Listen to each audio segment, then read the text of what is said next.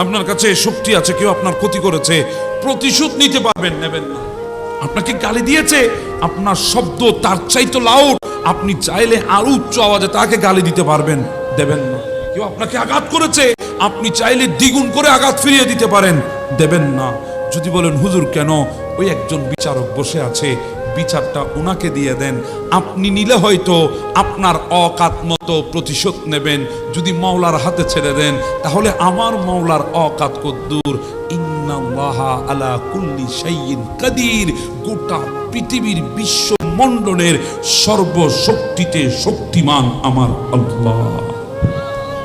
যদি মাওলা আমার পক্ষ থেকে প্রতিশোধ নেয়, এটা কি ছোট হবে না বড় হবে? আমার অকাত এক থাপ্পড়ের বিনিময়ে হয়তো 2 থাপ্পড় মারা, আমার অকাত এক গালির বিনিময়ে হয়তো 2 গালি দেওয়া, আমার অকাত সে আমার একটা ক্ষতি করেছে, আমি 2টা তার ক্ষতি করতে পারবো।